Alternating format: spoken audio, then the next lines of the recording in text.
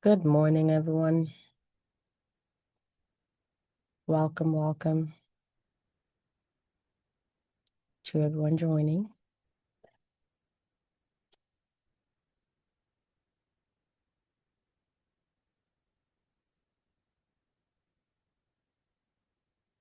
Good morning, everyone, and welcome to another equity-based co-creation webinar here at McMaster. We're excited to be here. We're just going to give there's a few minutes to come in. I hope you're all doing well this morning. I hope the summer weather is treating everyone nicely wherever you are joining us from today. Okay. All right. I would just, while we wait for every other person to join us and as people trickle in, I'll just go through a few things that we need to be aware of. First of all, our session today is all recorded, and this is only for educational research purposes. Hence, every recording and the recording of today's webinar would be posted on the co-design on the EQCC Center's website. And our link is right there, and I'll paste in the chat shortly. You're encouraged, to participate as much as you can. Cameras are optional, so you can turn them off if you're not interested in being a part of the recording. But know that there'll be full captioning on, and you can also you can enable them on your screen, following the directions here that we have. It's just those little buttons on the Zoom screen. You can get that started for yourself so that you can use closed captioning if you need it, but they are currently enabled. Please, throughout the session, we ask that you be respectful and use the chat as much as you can. Please hold off all your questions till the end so that we can allow our speakers to go through as much of content as they can, so that at the end we are able to come together and ask each other questions and then do good chit chats. The mics and of course will be available throughout. Please try as much as possible to use the chat while the presenters go ahead to present, and then afterwards we can all unmute ourselves and discuss. You can also rename yourself in Zoom if you fail to participate anonymously. Before we go ahead, you can always stay connected to the hub by scanning the QR code here, so that you can be a part of our newsletter, and you get information about our events and everything that we do at the Equity-Based Co-Creation Center here at McMaster. And before we go too far, I would like to do a little land acknowledgement. McMaster University recognizes and acknowledges that it is located on the traditional territories of the Mississauga and the Haudenosaunee nations and within the lands protected by the Dish with One Spoon, Wampum Agreement. We take this into consideration as we have conversations today regarding the work that Senat Alam and their other colleagues have done, and also we respect, the work that has gone into a lot around us and outside Canada and within Canada. So we take that into recognition, and we have that at the back of our minds as we go into our session today. And with that being said, I would hand things over to our speaker, Alam, Senat, and Dorcas.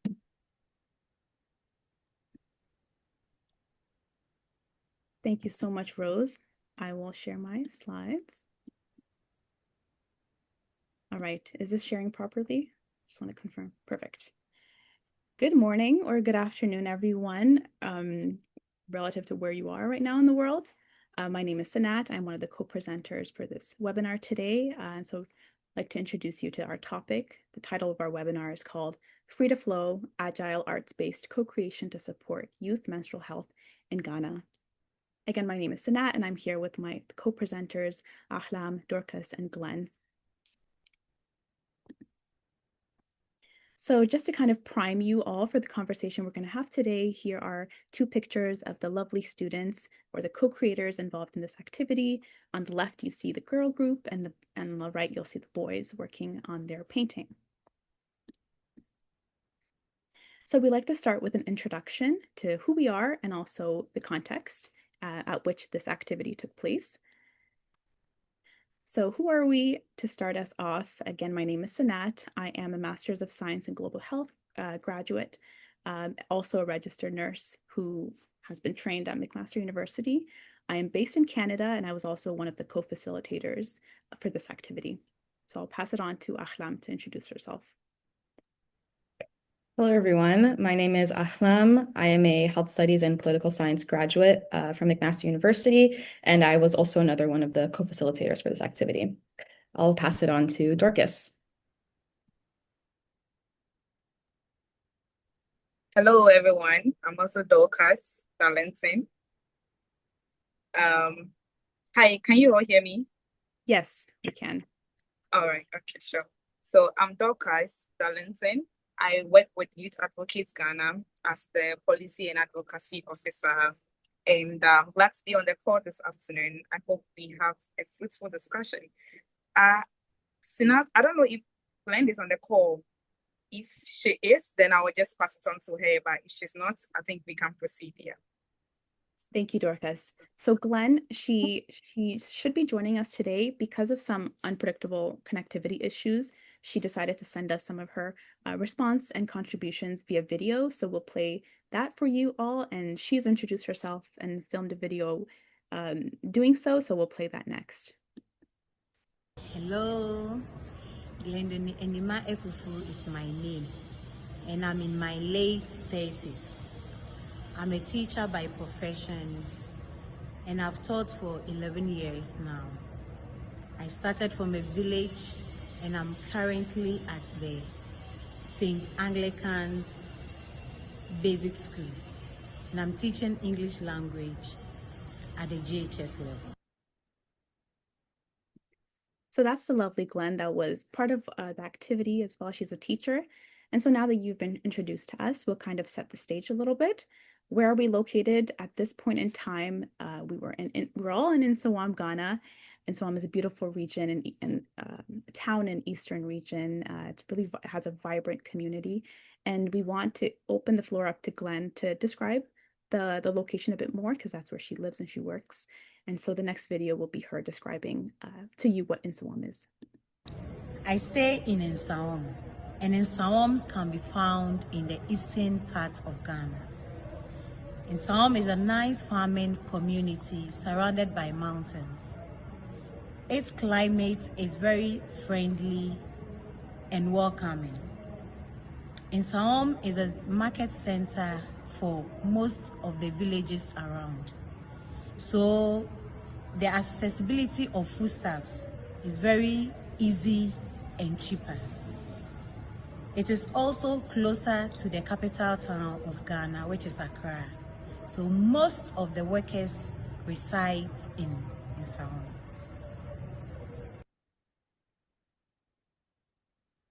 So this activity took place between April 14 and 15. However, there was a series of events preceding the activity where we were engaged in authentic trust building kind of exercises and activities, bonding activities with the students and the teachers at St. Michael's that set a good foundation for us to be able to have their trust to do this activity with them, which was really great. And we selected the school, St. Michael's Anglican Basic School, because again, of this established relationship, which was really important for us. And is the reason why this whole process was really easy. And in the next slide, we'll kind of walk you through how it all began. How did we even connect with these students and teachers? What were the events that took place that made us all kind of encounter each other for the first time? So Ahlam and I, we were part of this experiential learning opportunity in Ghana between January and April. And for us, it's really important that we were immersed in the community and we were involved in as many local things as possible. And our way of being exposed to local opportunities was by doing walks every morning in the community. And so one of these walks, it was mid-February, and we happened to kind of walk into a march that was happening by the students from St. Michael's, where they were launching what would be African Week that week. And so we walked into that march and we saw them for the first time. We'd never seen them before, and they saw us, so we were all excited. And I think that excitement really showed, and we didn't know it then, but there was a teacher in the march who would later recognize us when we would go on our other walks, and eventually invite us to come to the school and participate in their painting and traditional attire day that they were having the Wednesday of that week. So Ahlam, myself, and Fola Kemi, who was one of the peers that we were with, attended the school kind of dressed in our attempt to dress in traditional attire to feel more connected to the folks and show our respect. And that week concluded with a sports and cooking day where we learned some traditional a Ghanaian game called Ampe with the girls. We played soccer, and these were just a series of really authentic moments where we experienced kind of life and celebrated each other authentically without an intention of extracting data or doing something. Later, we would have this idea, but initially we did not even know that we wanted to do a co-creation activity just yet. And so what was the activity all about? The purpose was to explore students' experience with menstruation from the perspective of both girls and the boys through a collaborative art piece. At this point, I'll pass it on to Ahlam. So I'll run you through the reflexivity and the positionality piece of our co-creation process. So before doing this activity, it was essential that we thought about our identity and our experiences and how this kind of would affect how we did the activity. So while the activity itself was kind of spontaneous and flexible, the questions that we asked leading up to, during, and after the activity were not. Just in order to uphold those same principles that Sanat was talking about, that, that equity and that agency piece. So some of the questions that we asked ourselves include, how can we provide a space for students to be open about their experiences? How can you create a space where students are called in and not called out when discussing stigmatizing beliefs? And also, how can we make sure that students are painting an image that resonates with them? And if you have any other questions that you may have asked leading up to, please feel free to post them in the chat. So these were a couple of the factors that we reflected on before doing the activity.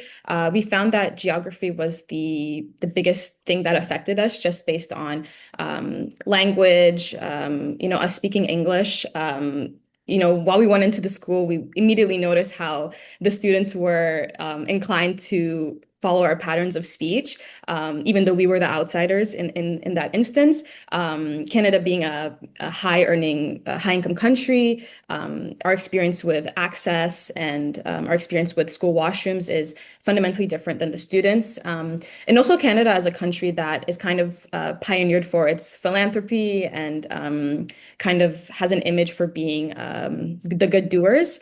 We had a responsibility to kind of uphold that, but also be aware and be mindful of the role of philanthropy in furthering colonialism, and be mindful that we're not saviors. So it was important for us to kind of identify the reasons for the activity and the outcomes before doing it. Another thing that we thought about was our education and our profession. Us being university graduates and junior researchers, terms like co-creation or arts-based methods may be new to the students. So we were in a position where we had to explain what this would look like and how the activity would go. So that also positioned us as outsiders in that. Our ethnicity and race positioned us as insiders because we're both Black and African. Sanat lived in Africa. Both of our parents grew up in Africa, so we have an understanding of how stigma works, especially with menstruation. As a personal anecdote, I've often heard the sentence that menstruation is dirty, And then also our age is a factor that positioned us as outsiders, us being 18 plus. We're a bit more far removed from the experience of dealing with menstruations in a school environment, especially generation wise, because we are from a different generation of the students. So yeah.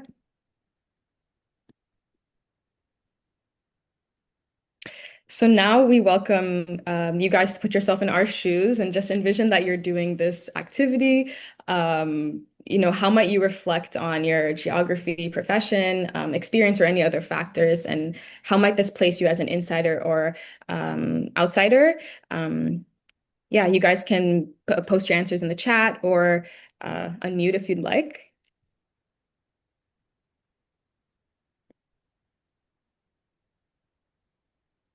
So we'll just wait a couple seconds here to see if anyone had anything to say for this piece. For the sake of time, and some people might prefer to think about this as the presentation progresses.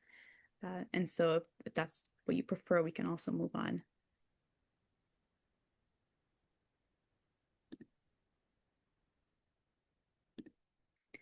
Someone has their hand raised. I see Augustina. Did you want to? Hi. Can you hear me okay? Yes. Wonderful. Thanks so much. This is so great. I guess for me, so like I am Ghanaian, but I was born in Canada and I've lived in Canada like my entire life. So I feel like for me, I might even cross like both. Like I would feel like an insider because we share the same background and I'm also Ghanaian, but then an outsider because I didn't grow up in Ghana. So I feel like I would sit maybe in both areas. What do you think about that? Yeah, I mean, I felt similarly, right? I'm Hmm. Ethiopian, and I didn't grow up in Ethiopia, but my parents did, right? So Hmm. when I talked about like menstruation and some of the students' experiences, some of the things that the students told us resonated with my mom, but I can't resonate with those experiences Yeah. directly. But there's still a sense of understanding, right? Hmm. Um,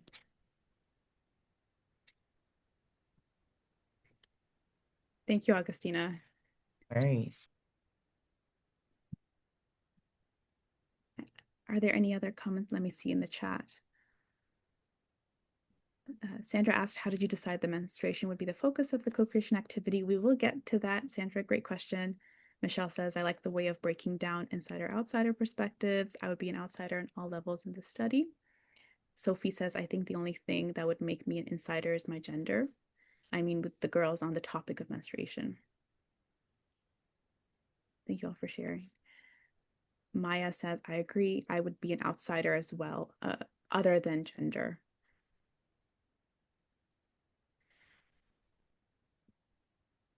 Thank you all for, same as me, Jillian says, thank you all for participating in this. Nira, she says, or he said, or he or she, I would be an outsider being born and raised in Ghana. So you were born and raised in Ghana, but you consider yourself an outsider? Oh, okay, insider. Perfect. All right, Ahlam, back to you. I think I'll be an insider as well because I'm a Ghanaian, born and bred in Ghana. I was even fortunate to attend the school where the activity was done. Yeah, so I think I would be an insider, 100% insider. Mm-hmm. And I agree. all right. So I mean, if there's no more comments, I guess we can move on. Thank you, everyone, so much. Okay, so at this point in our presentation, we'll describe our co-creation process. And in line with the title and the theme of this presentation, it was very flexible. We used the word agile. Some may even say spontaneous. So I guess you'll learn more about why we would classify ourselves in these categories. This is a picture of the beautiful students, the 11 students that were part of this activity, our co-creators. There were 5 girls and 6 boys, pictured here with their final art piece. And you'll find myself, Ahlam, and Dorcas in the photo as well. So as we delve deeper into the process, we want to share this analogy. You might have been seeing a theme of nature throughout this presentation with all the pictures that we took. Fun fact, those are all images that we had taken on our phones, with the exception of the photo on the left, which is from Google. So this process we would compare to it being like a river. A river flows freely. It has a path, but it's open to kind of changing and adapting its path. So this is the approach that we took. We did not want to create a plan that we kind of enforced onto the students. We wanted the students to lead this activity, and we kind of took a step back and let the process evolve in the way that they felt made sense. An alternative, I guess, a contrasting an image or imagery would be a waterfall. For us, waterfall resembles a top-down approach to doing things, where there's a like forceful nature to a process where people are coming in and imposing sort of their own ideas, starting at a level that's more systemic and higher up, instead of working locally at the level of the community and the people directly impacted by the issue being explored. We didn't like how the waterfall, it did not have the aspect of free flowing and flexibility and adaptability as the river. And so we hope that this analogy helps.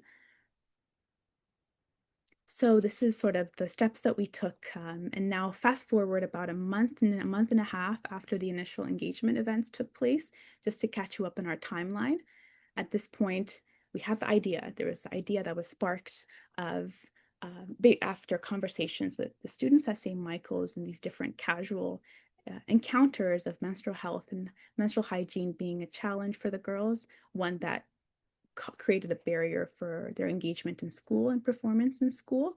And Ahlam and I both had separate reflections and revelations, separately as well as together, when we came and had those conversations between the two of us of what is a way in which we could practically influence or support something that we felt we had a bit of knowledge in, and we can again support the community, a way of us giving back as we approached the end of our experiential learning opportunity. And so we started to build an activity framework. Our idea evolved quite a lot as we thought more about, what is important here? What would the youth actually want? We started with the idea of a presentation, very simple, but we felt like that would be a little bit prescriptive. And if we are the ones to give the presentation, we're sort of assuming the role of experts. We have this knowledge and we're sharing it with people, and we do not feel comfortable doing that, acknowledging that we hold an outsider status in a lot of ways. So we transformed that idea from a presentation to perhaps a workshop.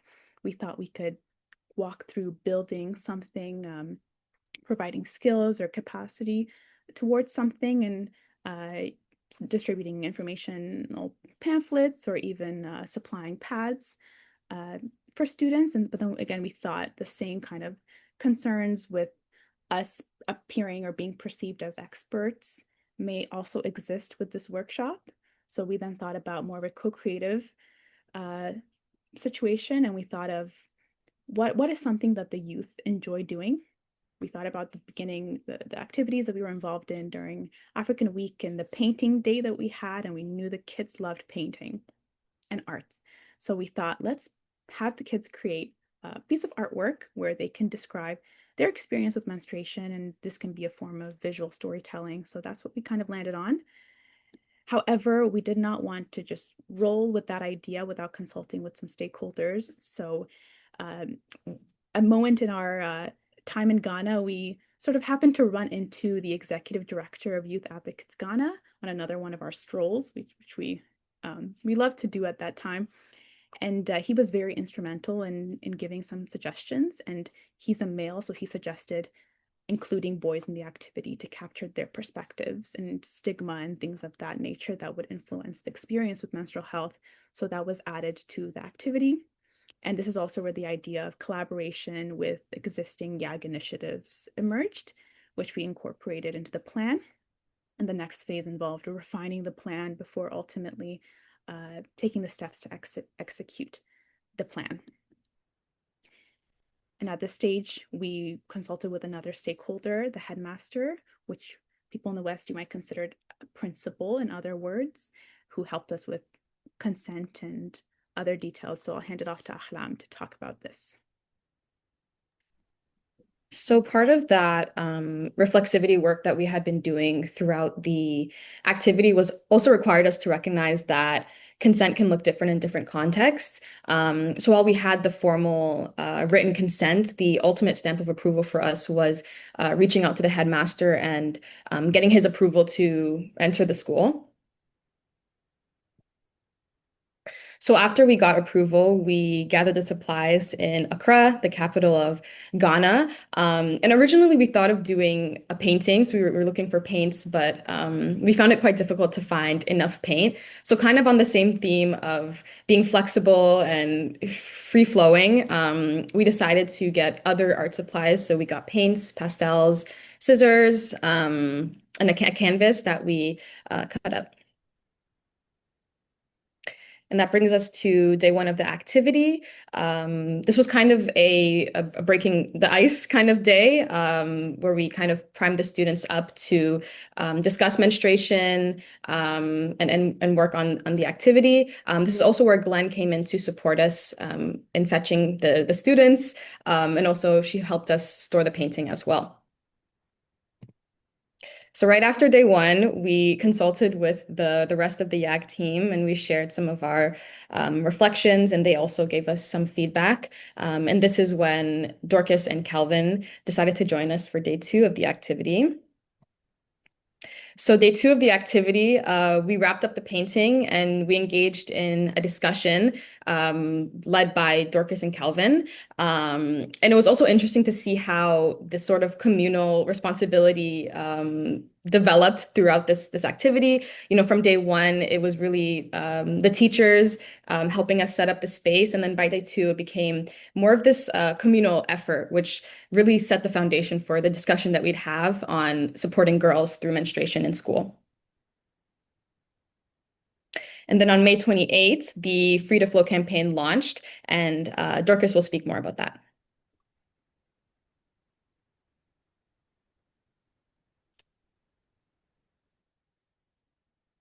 Over to you, Dorcas. Yes, so I think Alam mentioned earlier that they met with our executive director and then we scheduled for an official meeting. So the two of the team, the two of that's Alam and then Sinat met with the whole house, which is staff of Youth Advocates Ghana. So we are actually a non-profit organization that is based in Nsawam. And our work or our project is mainly centered on young people, adolescents and the young people. So we met in our office in Nsawam, and we were fortunate to they took us through the whole overview of the activity, how it started, what they've done with the students so far, and we also thought it wise to kind of join as a form of partnership or collaboration, since we are Ghanaians, and then we are also running initiatives or projects that is centered on adolescents, young people, and then menstrual health is actually one of our campaigns or advocacy that we mostly do. So we we saw it as a good opportunity to collaborate with Ahlam and then Sinat on this particular initiative or project they were doing with St. Michael's. So the next day, okay, I think it would be wise for me to bring in some of the issues that popped up. So when we met with them, they also shared some of their experiences with us. So I think it was a learning platform, or it was a learning sharing experience, I would put it that way, where we got to learn what their experiences so far in Ghana in general, and even with activity, and what we are also doing. So we had the opportunity to listen to their side of the story, some of the challenges or the issues coming up through their engagements with the young people at St. Michael's. And interestingly, for the work we are doing, most of the issues we come across when it comes to menstrual health surround stigmatization. I think Alan mentioned some initially. There are in Ghana, when you are menstruating, you cannot partake in religious activities. So when you're menstruating, you cannot pray, you cannot do you are kind of an outcast. There are so many stigmas that we encounter. I was actually surprised that through our engagements with CNAT and then alum, we also realized another part of the issue, which is accessibility to infrastructure, which we have never even, we hardly come across that, because most of the issues we encounter surrounds stigma and stuff. The male thinking menstruation is a female affair. They seeing it as dirty, perceiving it as dirty, and then teasing their students, their colleagues in school when they stain themselves. So we're happy to find out that most of the students through the co-creation activity were rather pointing their challenges towards infrastructure, wash facilities, inadequate wash facilities in their school. So these are some of the things that happened during our consultation. So we decided to collaborate with them. The next day, we went with them to the school to experience ourselves what the whole co-creation thing looked like, what it was about. So we went with them, and then obviously also assist with the facilitation. Since we speak the local language, it was easier for us to also communicate well with the students, for them to feel comfortable and also open up about some of the issues they encounter in the schools. So the next day, myself and my colleague, which is Kelvin, I'm sure he's on the call. We followed CNAT and alum to the school. We assisted them with facilitation. And when it comes to drawing, we didn't have any influence on the drawing. It was just facilitation. Helping them with the materials they needed and some of the clarification they wanted to seek, or some of the issues they wanted to point or bring it out. So basically, that was what happened during the consultation that we had with CNAT and then alum. I think it was a fruitful one. And probably I'm sure we'll talk about free to flow later. So I'll pause here. When we get to that, I will delve much into that. Yeah, thank you. Thank you for that, Dorcas. So part of this ongoing reflexivity work that we were talking about was also recognizing that, we don't have all the answers, and we shouldn't just go into a school and impose a solution. Like, how do we know it's going to work, right? So we had to think about what's been done locally and what already works. And that's where we came across the Free to Flow campaign, which Dorcas kind of already hinted at, but I'll let her explain that in more detail. Okay, so the Free to Flow initiative is a campaign that we mostly run every year in commemoration of the Menstrual Hygiene Month. So Ghana, we celebrate Menstrual Hygiene Month, I think in May, the month of May. So during that month, we came up with the Free to Flow campaign, where we seized the opportunity to advocate or to educate young people on menstrual health, climate issues, how climate issues affect our menstrual health, advocate for policies that would create enabling environments for our young people in our schools, and even those who are out of school as well. So this year in particular, what we did was an ESTOM. So for ESTOM, for those who are new or who didn't know what an ESTOM is about, ESTOM is an activity we usually do on Twitter. So what we do is that we post advocacy messages on Twitter. We involve stakeholders such as Ghana Health Service, Ghana Education Service, and NGOs, CSOs, and civil society organizations in Ghana that are also working around adolescents, health, reproductive health, education. We involve all of them. Then we try to push our message across on social media, that is Twitter in particular. So this month we collaborated, that was last month, yeah. We collaborated with alum and CNAT on this particular campaign, the Free to Flow campaign. They joined us. I think there was also a webinar that we did that was also in the month of May, which was concerning the conversation was on climate, how climate affects menstrual health, and then menstrual health in general in Ghana. And we are fortunate to have them on board as well. So basically, that's what the Free to Flow campaign or initiative is about. Yeah, in that's we mostly do in Ghana as YAG, Youth Advocates Ghana. Thank you.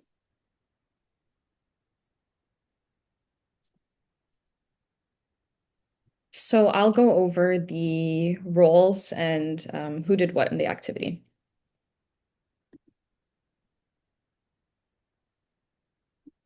So as we mentioned, Sanat and I were the organizers and the facilitators of the activity, but I also think that as outsiders, we had this sort of unique responsibility to kind of be unbiased during conversations because we didn't have that insider perspective and fully give Dorcas and Kelvin the space to lead the discussion that would follow after. So we were facilitators, but also an unbiased party throughout the activity. And I'll let Dorcas speak to Youth Advocate Ghana's role.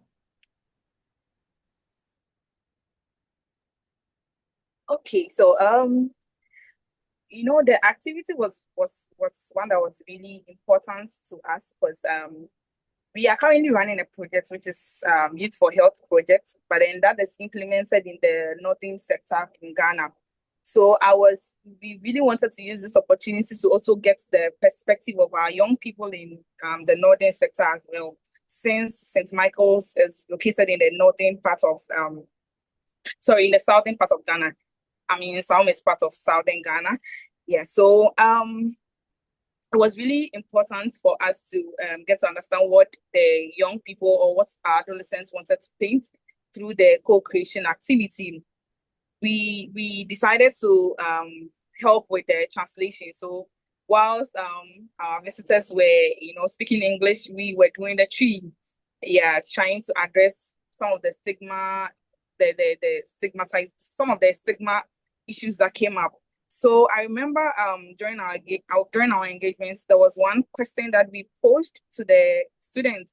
I mean, that was even after they had finished painting and all that.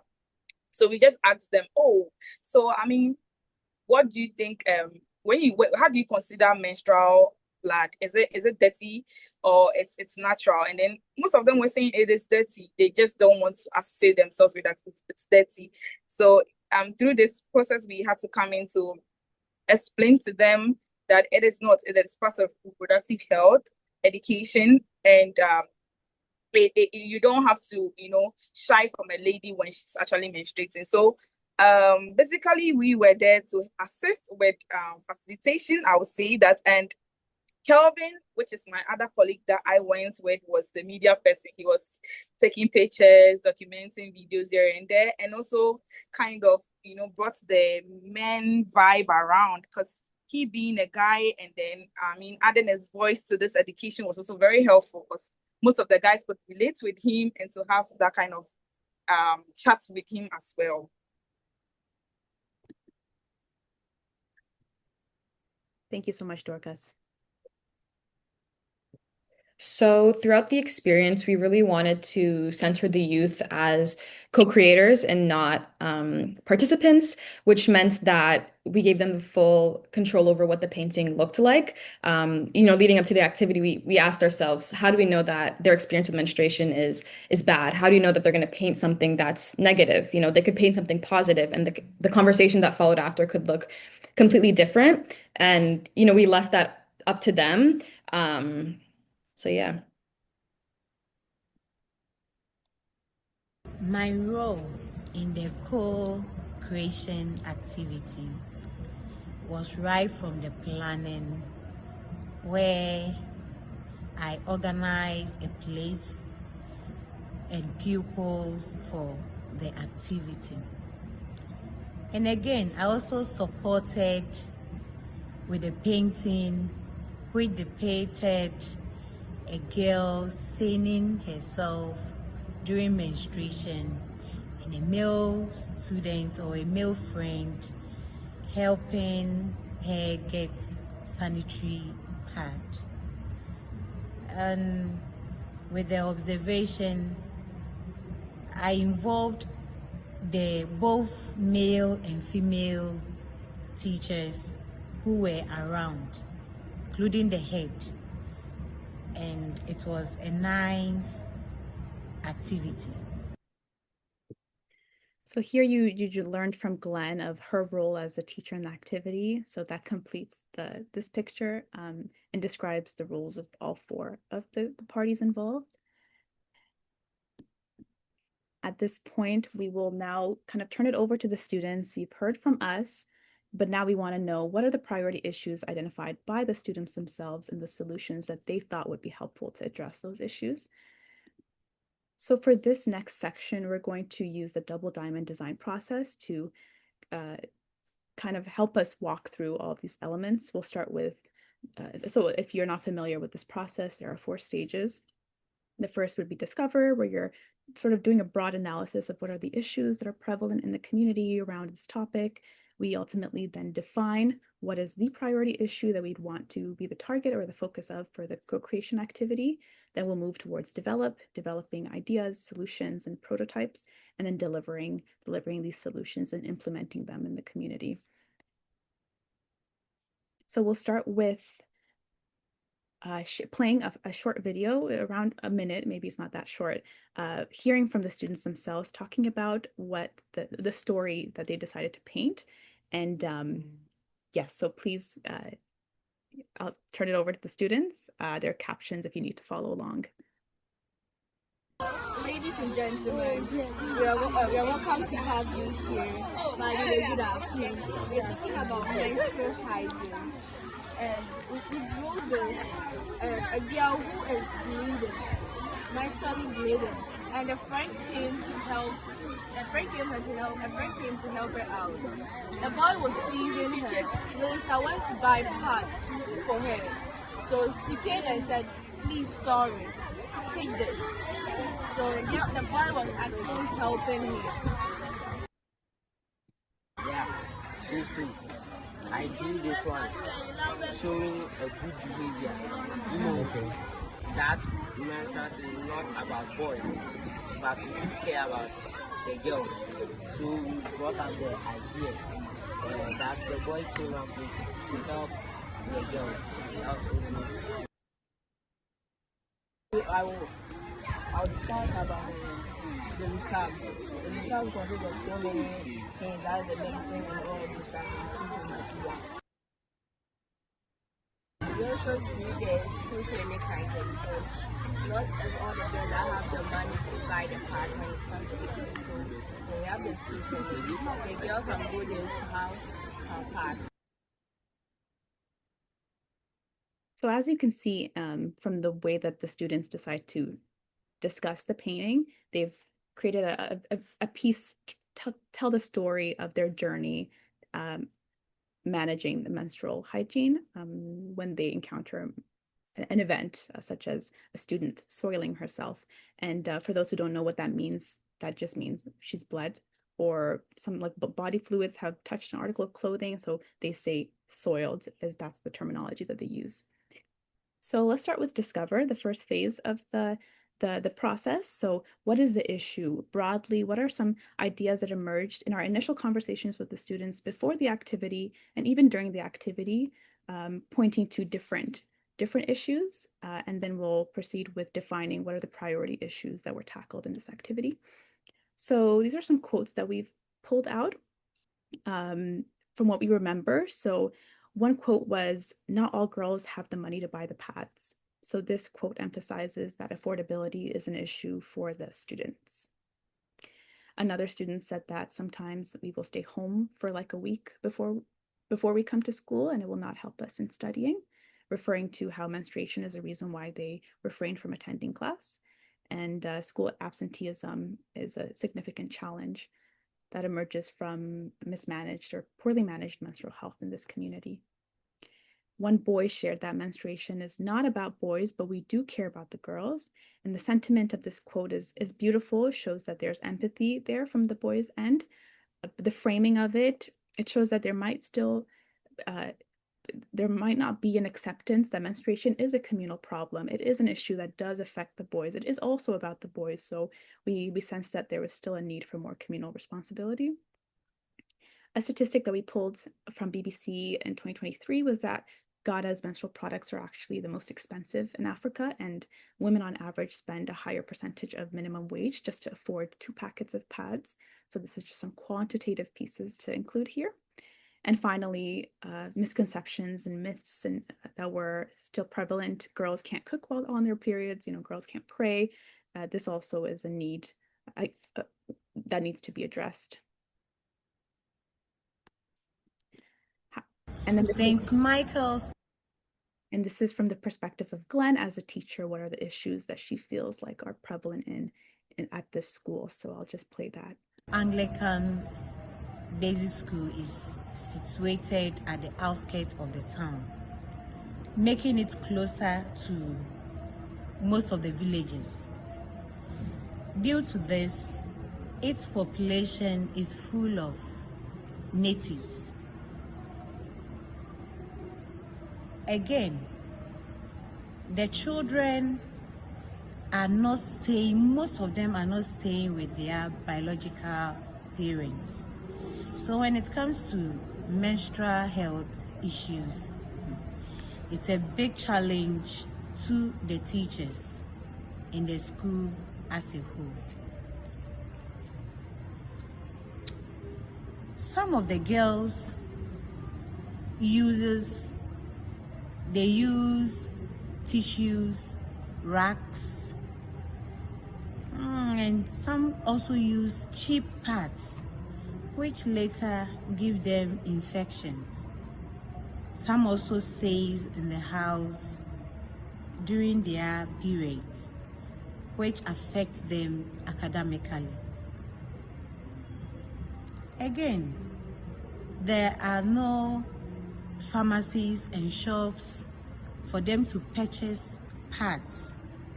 So it has really been a burden on teachers to provide pads for girls who are in such situations. The school once solicits for fund, for help, but it was to no avail. With this context now that we've provided and that Glenn has beautifully shared as well, we're able to understand just big picture, what are the challenges with this topic? And then now we enter the second stage, which is define what is the main issue now that the students have decided to be the focus for this activity, and future solutions and strategies that would be developed collaboratively to address those issues. So we heard a little bit from the students themselves. What are the elements of the painting? Well, there are 5 that we noticed. So we'll start with nature here. Emphasis on things like the neem tree, the bushes and stuff, and how they interact with nature to, again, find creative solutions to address menstruation when it arises and there is no access to products, which Glenn also mentioned. She mentioned rags, but also leaves could also serve as makeshift pads for some, which is not always sanitary. The pharmacy, which the boy in the video referred to as losab. So this is where you'd find medications and supplies, which you'd have to pay for, which requires money that students struggle with. There was a clinic that was painted as well, where they can access free products, and that clinic is located in the school. The wash facilities, aka washrooms, one for the female students and one for the male. And the last element of the painting is the dynamics between the students, which shows support between the female and the girl students, initial teasing from the boy, but then ultimately a sort of character evolution where he decides, I want to contribute. And I don't know if they mentioned in the video, but this is all based off of a real story, something that happened in their school. With this, what are the 3 issues that the students kind of focused on for this activity that was important to them? That would be resource inaccessibility, peer responsiveness, and then wash facility infrastructure. And so now we have a video that we asked our lovely Glenn to film of the students as a follow-up 2 months after the activity of what are ways in which they've noticed changes regarding these different areas where they still see a need for support. And then that will take us to the next slide where we'll go through the solutions, some of which are mentioned in this video, others of which we still need to work on.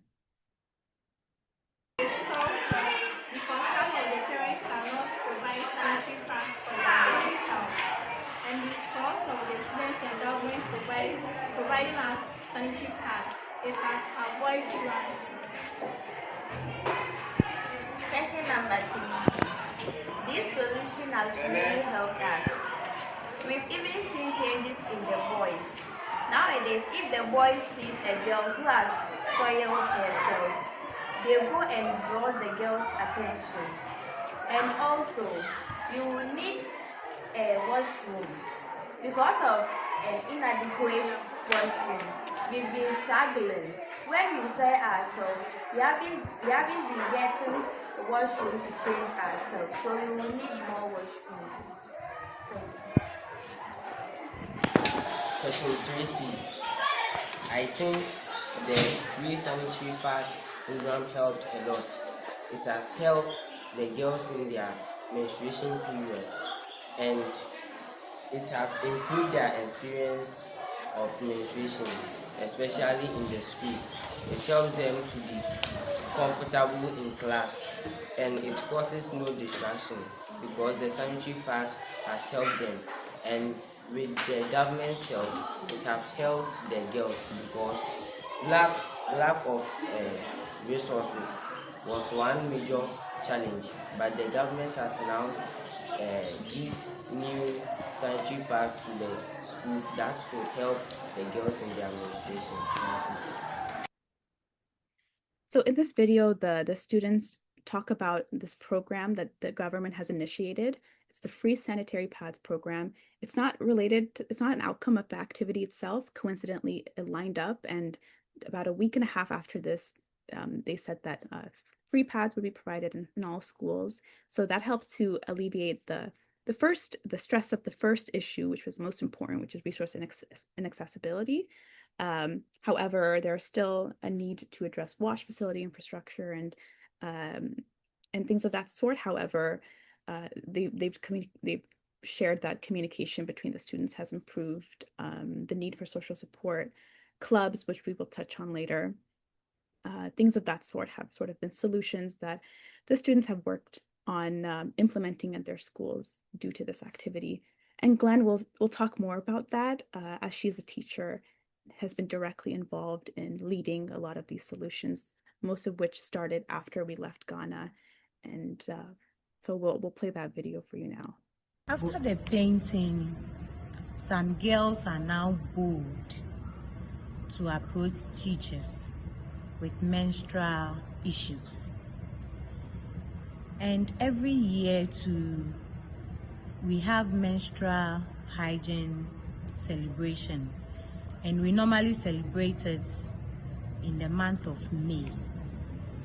During this celebration, we normally gather them, talk to them on menstrual hygiene.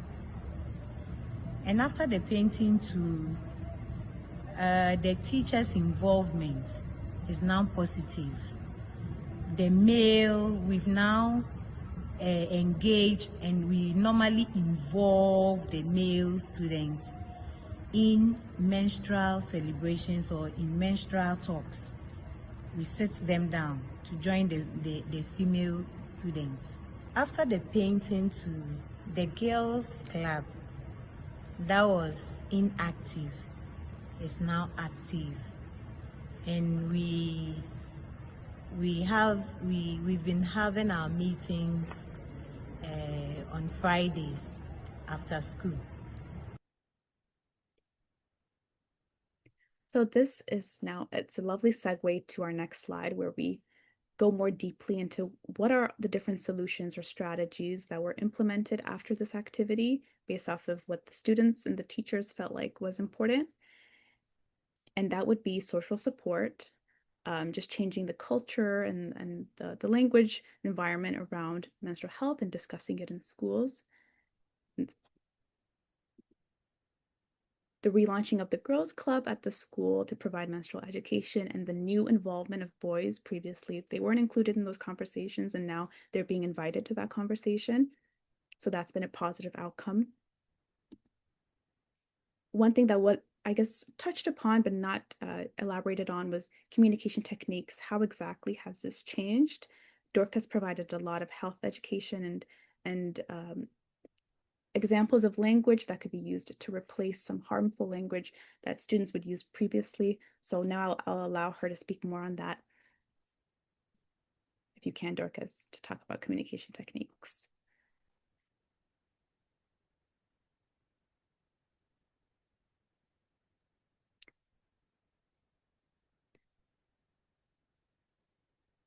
So after the painting.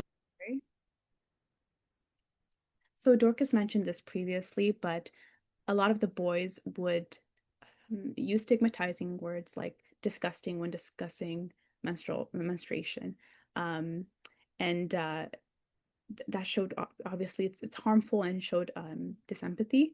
And so Dorcas was suggesting that next time, instead of viewing it as disgusting, think of it as natural. This is something that women are going through. It's a natural process, and it relates to something beautiful that happens. Relates to reproduction, relates to all this stuff that people are naturally supportive of. So if you focus on, shift your perspective a little bit, that will help. She also said that instead of shying away from letting a girl know that she's soiled herself, and maybe teasing her, perhaps thinking twice and recognizing that you yourself have sisters, you yourself have mothers, other women in your life. And instead of teasing or making fun of a situation like this, instead let them know that they're going through something. Already that effort to come forward and inform someone is just a step towards change, and then taking that next step to actually do something, provide resources, comfort them. Those are all involved in communication and also relate to social support. If Dorcas is back with us, she can speak to the next section. So these are solutions that would require more of a systemic change, things that might not be as easily influenced by people at the local grassroots level. However, they're still important to recognize. And so one of them is the free sanitary pads program, which coincidentally kind of emerged at the time where this activity was taking place and provided a lot of benefits. However, there are still some concerns around it, and it's only implemented in schools. So does that capture women who are not attending schools, that are in the community? It doesn't. So it's not inclusive, but it's a nice start. It seems like Dorcas had connectivity issues and she left the meeting, which is okay. I will kind of fill in for her. So based off of our conversations, Dorcas mentioned that, again, there are a lot of girls on the street who can't afford to go to school. Recently, the government of Ghana, a few years ago, actually, they created a free senior high school policy to allow all students to enter secondary school free of charge. However, this is at the junior high school level, so there's still a lot of fees involved with participating in school, which includes buying uniforms, buying shoes, buying lunch, etc. And these ancillary costs actually end up surpassing the cost of tuition, and is the main reason why students don't actually attend school. And so how do we capture them? If we neglect them in a program like this, it's just perpetuating more harm. A lot of these students are subject to girls who don't go to school are subject to sexual violence. There's a conception that if you have your period, now you are ready to get married. People see you as more mature than you are, and you can be exploited and harmed. And so we appeal to the government to include this, expand this program to not only be in schools, but be in health centers that could be accessible to girls, regardless of whether they can go to school or not. There's an initiative that Dorcas and the team at YAG is working on to make reproductive health education part of the school curriculum. Currently, there's no discussion of health and reproductive health in the school curriculum. These are all things that have to be taught after school, at clubs organized by teachers and students, and requires the effort of individual people.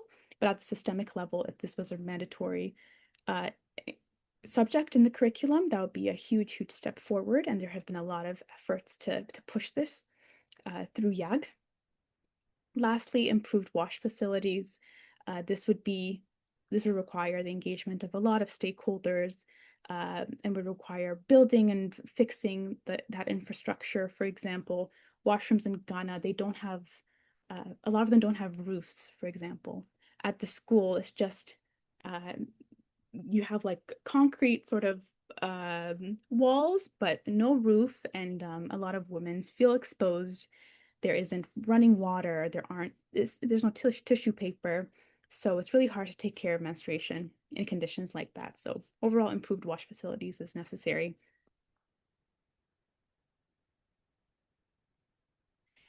And now we're continuing to deliver. This stage is an ongoing iterative process of assessing solutions that have been implemented, critiquing them, tweaking them, retesting them, and doing it over and over until you find something that works, but it's ongoing and there's no endpoint.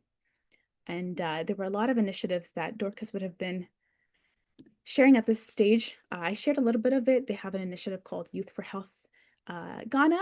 However, because of funding cuts and stuff, this will unfortunately be ending this year, which is just a tension when you're doing this work, is that you need resources, and if the government doesn't support you, can't continue. There's a concern of clubs at schools ending because of these funding cuts, because a lot of them were initiated through YAG, and so without YAG being funded, we don't know if the clubs can continue. However, with more campaigning and writing opinion papers, I believe Dorcas is working on an opinion paper, appealing to the government, gaining momentum and support from different stakeholders, that collaboration is necessary. As well, Dorcas is kind of scouting at this point for innovators in the community that have an idea to design a product that to solve an issue in the community, and they will be taking them to UNDP, having them pitch their ideas and for the potential to win the competition and gain funding to advance their idea into an actual product, a tangible product. And so a lot of these students are interested in applying for this actually, and Ahlam and I will be serving as mentors to support them. If you have any reflections on any part of our process, anything that stands out to you, feel free to add them in the chat or unmute to contribute. But because of time, we'll move forward. So right now I'll run you through the next steps of this activity. So even in smaller scale community-based projects, ensuring sustainability is still important, just for the sake of integrity, of course, but also just recognizing that this activity is part of a larger body of work that is co-creation. So I'll go through what we did and what some of the outputs for that were. While we were in Ghana, we built a relationship with the school, we connected with YAG, and we did the co-creation activity. And then the outputs for this were the lovely art piece that we showed you guys, and the relationships between the nonprofit and St. Michael's.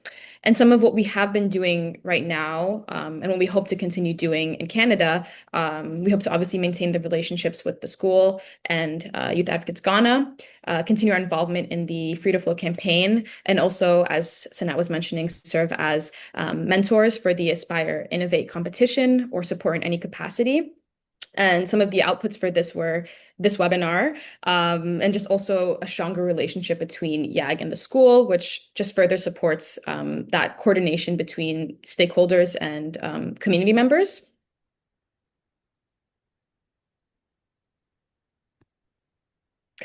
So if you're interested in any of the nature themes and some of the imagery that we showed throughout this presentation, you'll be interested in our article. We're currently working on a reflective piece with Youth Advocates Ghana, detailing the process and our reflections for this activity, and some of our key takeaways from this webinar. So yeah, if you're interested in that, we welcome you to connect with us. Our emails are here. And yeah, if you want to connect with Glenn, the lovely teacher who has this brilliant dream of opening an orphanage, we also welcome you to email her as well. And I think Dorcas has joined us again. Dorcas, can you unmute and participate? Let me know if you hear us.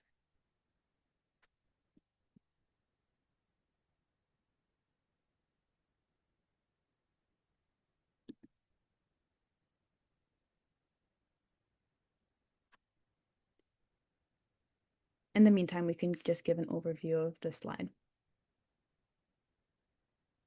So as Sinat was mentioning, the Youth for Health initiative, which sadly they're funding cuts, so there's a bit of restriction there. But Dorcas has an upcoming opinion paper championing for reproductive health education curriculum. And she's also scouting for the Aspire Innovate challenge. So if anybody has any suggestions or any feedback, we obviously welcome you to connect with her and reach out and support some of their work.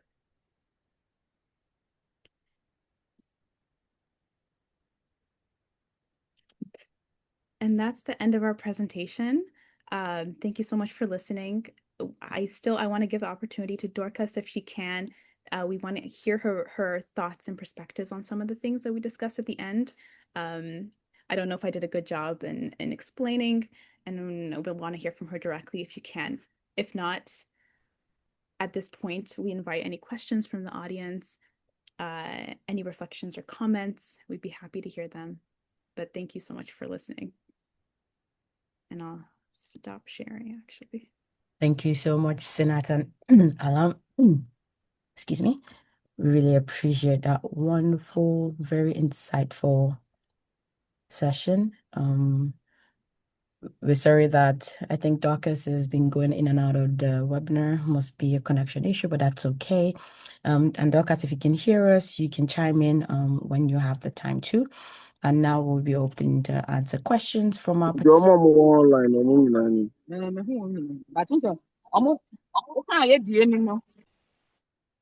We would ask that anyone who has questions can go ahead and unmute or drop a question in the chat for Senat, Halam, and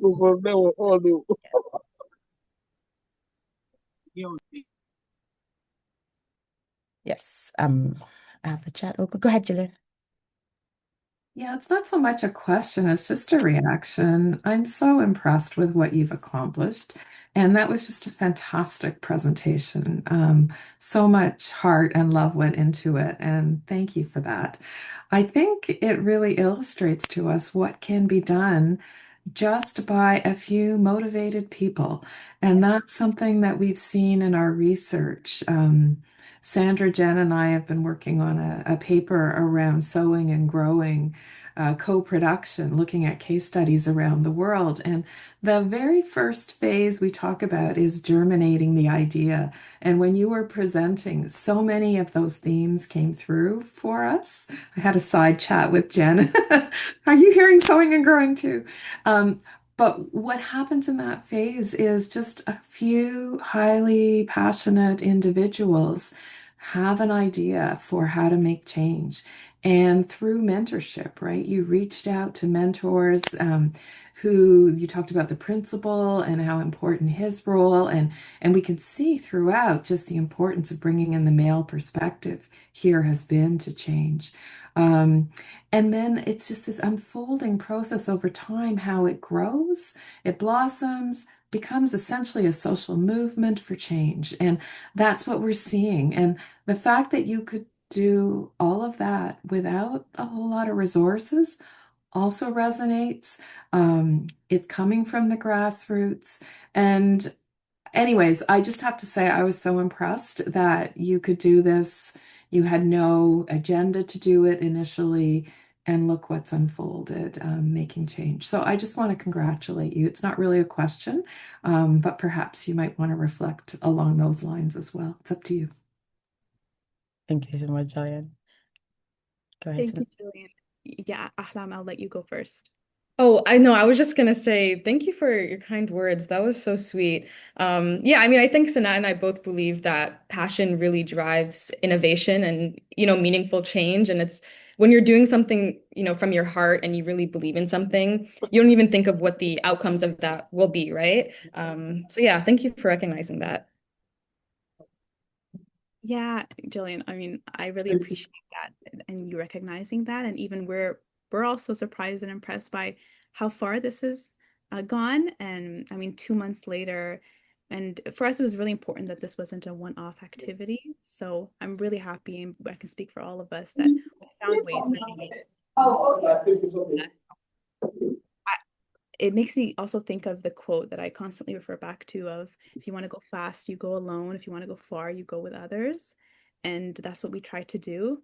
And I think this is also doing justice for the students who are involved, because this is what's helpful for them, is for us to be slow, take our time, and and yeah, be intentional, and that will be what's most important for them. But Dorcas, if you want to add something, I am interrupted. You had unmuted.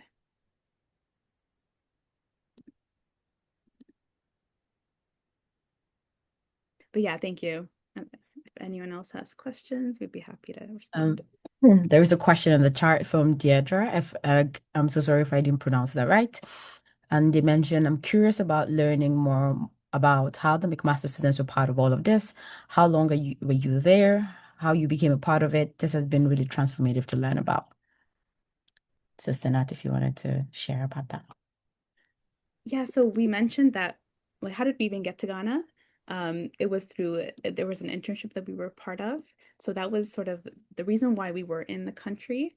However, this was completely separate from the internship. It was just something that sprung out of our interests and our desire to do something more, and seek other opportunities outside of the internship. And yeah, we mentioned at the beginning that we shared the different examples of moments where it seemed like it was by chance we would run into these students in different parts of the community. They were doing their march, and then we went to their school. We participated in painting, and we dressed up in cultural attire, and then we played games. We learned about their traditional jumping game called ampe. So we just bonded. We became friends with the students. And so we didn't even have an intention or motive behind any of this participation. So naturally, when we had this idea, we want to do more, and we want to share something. We want to be a part of something bigger. When the idea of menstrual health and that being an issue came up, we took that opportunity to just like start this project. But we were involved initially just through wanting to learn more about the students and just be authentically engaged. And then it progressed from there. It was a period of about 3 months, from January to April. And yeah, now we're here and we're still trying to connect with the students. We do video calls with Glenn. We're going to schedule a video call with the students, and they're people that I'll probably remember forever. And yeah, it kind of sprung serendipitously, but we feel blessed, I think, to have had that opportunity. Thank you, Senat. Alan, do you have anything to add? If not, I'll turn it to Jillian or Sophie. I was just gonna say, this is just testament to like the power of just going on walks and just like being in community with other people. But yeah, I think Sanat covered it all great though.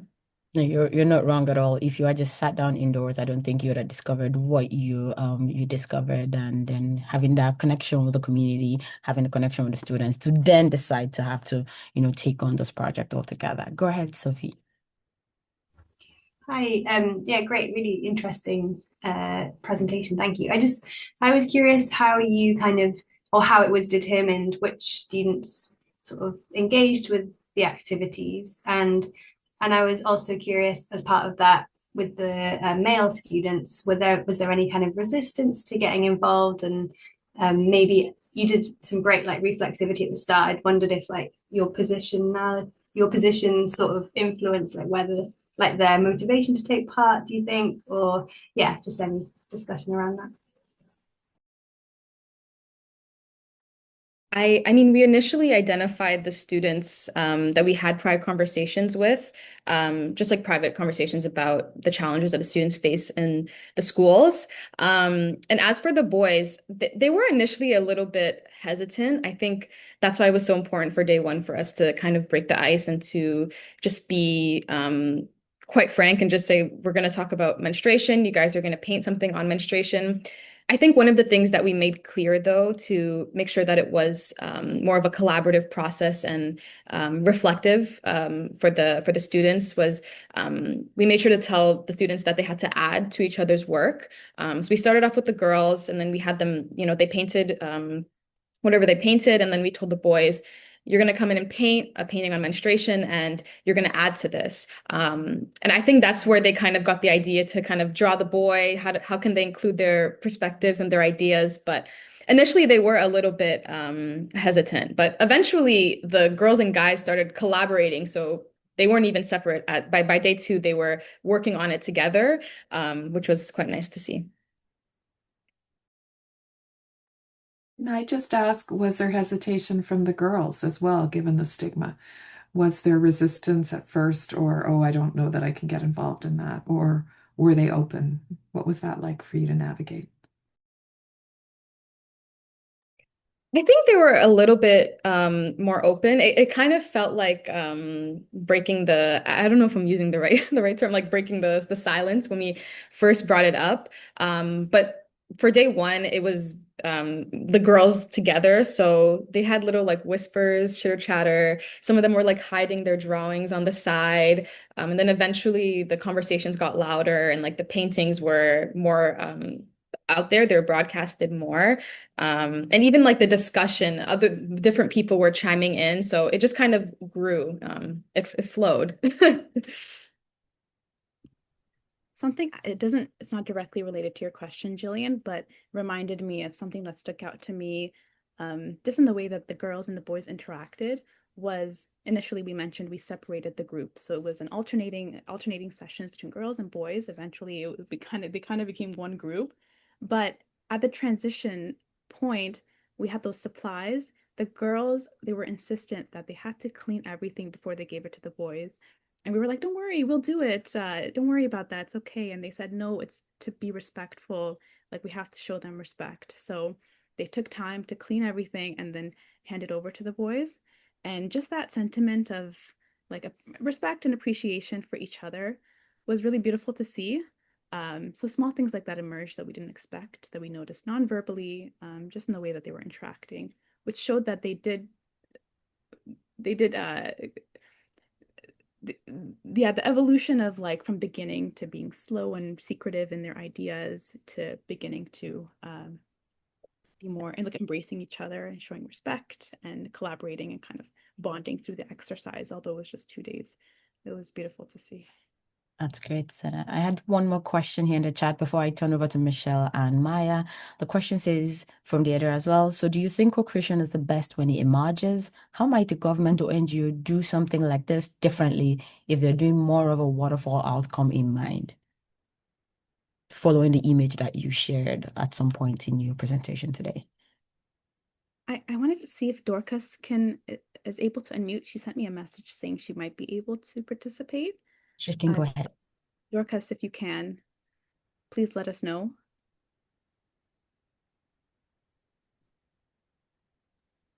Hi, can you please take the question again? The question was, so do you think Okay. co-creation is best when it emerges? And how might the government or NGO do something like this differently if they're doing more of a waterfall outcome in mind?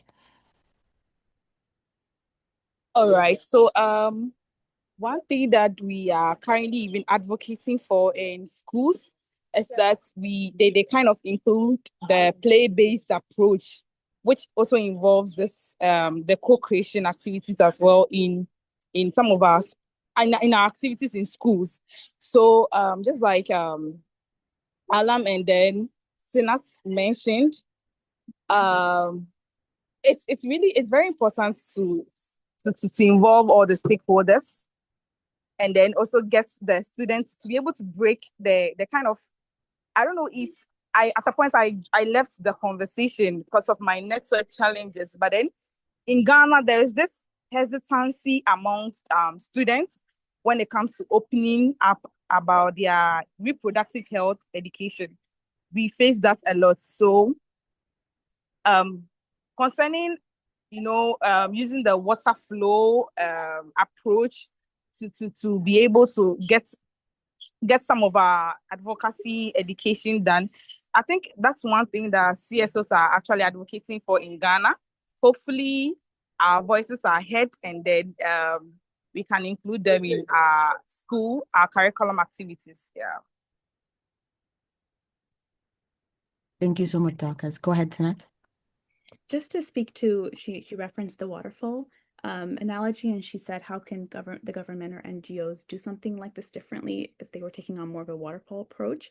Dorcas mentioned collaboration essentially is the most important. When you look at the free sanitary pads program, for example, that's one example where you can tell that the voices of the students and teachers and those impacted by this at that level, more directly, were not included in consultations because the program is ultimately exclusive.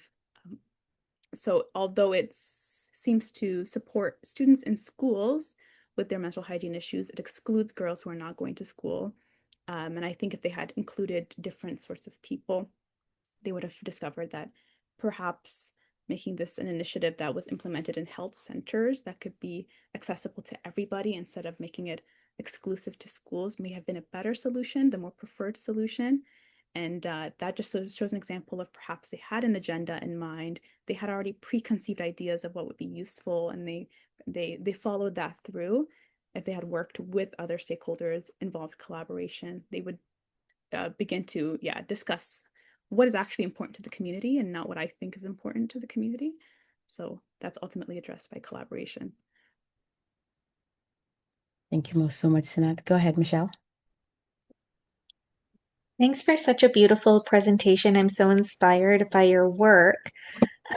I have a thought and then a question. The thought is that it was so impressive to me how the solutions continued to develop even after you were back home. And I think that's what is the ideal, is that whatever's put in place doesn't leave with the people who had joined to put things in place. So, kudos on that, because I think it shows true collaboration and partnerships that things were sustainable, even once you were gone. My question is, I don't know that it was framed as a research project, and it doesn't have to be, but in my context, things are often framed as a research project, and it seems quite limiting compared to what you did. So even showing photos, videos, this river that ebbs and flows and is iterative, if you had to set that up as a research protocol, I can't even imagine the nightmare that would be. But your work is so beautiful. It's how I would want to do work. So I wonder if you have some reflections on when something's research versus when something is a bit more of a community driven initiative. And is there an intersection? Can we come closer to what you've done? I mean, I think the fact that it was very flexible and malleable really helped engage the students more. I guess one of the pitfalls of more formal research, just depending on the context, again, like even like with the ethics, gaining ethics approval and us reflecting on how that looks different in Ghana and how, yeah, they might sign a form and say this is consent, but like to them, real consent is the headmaster saying you can enter our school. It's similar with the co-creation project that we did, because the students were involved and they ultimately understood the purpose of the activity. I find that with more formal research, the participants may not necessarily understand the reason. They're kind of viewed as subjects, data, which wasn't the goal of this activity at all. So I'd like to hope there's a healthy medium between like co-creation, like based research that kind of considers, consent and data and how different things can look different. And even the way we present research, like that painting is a way of presenting research. And I think it's a way for the students to have ownership over that data and the way that it's presented, and even control like the narrative behind it. So yeah, that's my hope though. Thank you so much. Did you have anything to add, Sanat, or do I turn it over to Maya? I mean, Ahlam said it beautifully. I guess another thing I think about is how like art can also be used as a way to translate research that's already been done. And so this co-creation can be the next step in taking the research further and having it be examined by the people actually affected by the issue with the lived experience, have them translated into a form that's more accessible, that can be distributed to other people. It's more understood by people. And that way it's not just like siloed in research communities, only accessible to academics, but like it's in a format that where community members can also learn as well, because they deserve to learn. Thank you so much for that. Go ahead, Maya. We have a few minutes. Thanks again for a great presentation. I just had a quick question. As you were sharing kind of about, and again, keeping in mind it wasn't a research project based on our whole conversation, like the way that you talked about that evolution among the participants of, not just what they said or what the products were, but how you noticed that their behavior changed, or maybe the way they thought about themselves changed, or the way they thought about the issue changed. Like I've been trying to think about that a lot too with co-creation of like, obviously we're all working towards a goal of the co-creation, but like what changes are happening among the participants for their own personal gain and growth and goals aside from the research project. So I guess my kind of reflection or question was like, were there ways that you kind of captured what you were noticing about that? Or if you were to do this in a more researchy way or do it again, like what are the ways you think might be valuable kind of for the benefit of the participants to capture that change? I can start here. That's a great question, Maya. There were some, I guess, strategies that we kind of adopted based off of our own experience with conducting research, like with my thesis. I know people tend to take field notes when you collect this sort of data, right? To capture things that aren't directly maybe related to the objectives that you had and the purpose you had set, but like are small things that you want to notice. So Ahlam and I would take field notes where we would write down our observations, social cues, things like that we would refer to. I mean, we haven't really done anything with the field notes aside from kind of talking about them, integrating into the conversation we're having today. But I don't know, maybe is there a purpose for those field notes? What can we do with them? We don't want to produce. We were thinking about whether it makes sense to even write a paper about this. We've worked on a reflective piece, an opinion piece. And so maybe we can weave some of the findings into that reflective op-ed. But I don't know if there's a potential to even write a paper about it. But yeah, the field notes were really helpful. I think it'll be interesting to read. It doesn't have to be paper if you don't want to be a paper, but even like obviously the what you did, but also like how co-creation and co-design can be a tool to, have a positive impact on communities and things outside your research project, I think is an important concept. Yeah. I mean, I had one more thing to say, but I'll let Ahlam or Dorcas add to this. But I appreciate that you'd be interested in reading the paper. Thank you, Maya. Oh, and Jillian, thank you for supporting that. Ahlam, did you have something to say for this? I don't want to take over. I was just gonna, I guess add, like a reflection on how we helped that sort of behavior change and how they opened up more. I mentioned how we tried to call them in instead of calling them out, and how we both upheld and we kind of leaned into our outsider status and just remained unbiased during the conversation. So I think that really helped open them up, just them kind of viewing us as outsiders. That was kind of the goal for them to see us as just random people that are not in this experience but are doing this activity, people that they can speak about their experiences more like openly and honestly. So I think that definitely helped. Awesome. I have one more question in the comment and in the chat, and then I guess we'll begin to wrap it up from there. The question is, do you think it was important to have strong insider aspect for this type of project beyond just building community? What would you suggest for those who are outsiders in co-creation to welcome co-creating in terms of the leaders of the process? This is a very great question. Thank you so much, Deirdre. I'm thinking because Dorcas, she believed that she had full insider status. Would you like to tackle this question, Dorcas, if you're able to? I mean, we can repeat it for you. Let us know.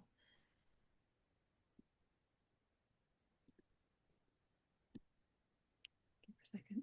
Mobile man. Oh. Would you like us to repeat the question, Dorcas?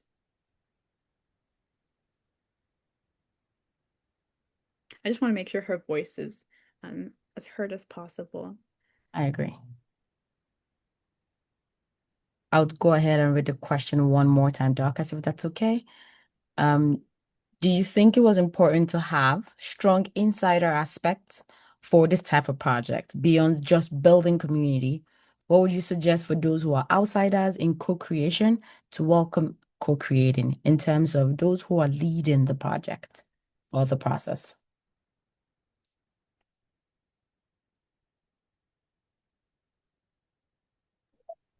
Hi. Yeah. Sorry. I was in a school, so I had a bit of there were noise at the background. I needed to excuse myself. Yeah, so I think having an insider amongst the team was very important because first of all, language was a barrier. Yeah, so we had to come in to also assist with the facilitation and then the translation. And one thing that we realized was that when you are speaking the local language with them, they are able to voice out their concerns better for you to understand and then address them as such. And then again, to, kind of familiarity as well. So since they related more with us and they could explain their issues better for us to understand, it was very helpful in the co-creation process. So I think going forward, I would say that collaboration is very, very important. Aside even the translation and then the relatability of the issue, I think sustainability is also important because at the end of the day, when Sinat and then Alam are not here, the work must continue. Yes. So coming on board, it's also and then aside sustainability, we also got the opportunity to learn from them as well. So we are planning at going forward in our free to flow campaign. Some of them would we would try to do these co-creation activities as well, try to infuse them in our campaign as well. So it's very important to have insiders amongst the co-creation. I think it was a very good thing that Sinat and then Alam brought on board. Yeah. Thank you so much, Doc. I really appreciate hearing your perspective on this. Does Senator Alamo want to add anything before I go ahead? Well, all set. Thank you so much, Senator Halam Dorcas, for joining us and sharing your perspectives and sharing this great work with us. Most of us are researchers, so we think about it from the researcher perspective, but we see the richness that comes from what you all did. And I think the most important piece of it is the fact that you didn't just do this and leave. There are people who are there who are then going to champion the continuation of this work, making sure that, the great ideas you guys had wasn't just, left there or just done for a little bit, which is something that I think every one of us are very glad. It's something that you are taking away from this work. So thank you so much. And thank you so much, everyone, for joining. I have posted in the chat our newsletter. Please join us. I would have also posted a feedback link, but unfortunately, it doesn't seem to be working at the moment. So please, you can send us an email. You can send us an email and let us know if there was anything that we could do better as we continue to plan our webinars, future ones. Thank you so much once again, everyone. And thank you, Senat, Halam, and Dorcas for joining us today. Until next webinar, have a wonderful, wonderful day, everyone. Thank Bye you now. so much. Thank you all so much as well. Thank you, everyone. Thank you. Have a great day. Well, You too. Best of luck going forward. That's yes. exciting work. Thank you, Jillian. All Thank right, you. bye. Bye. Bye.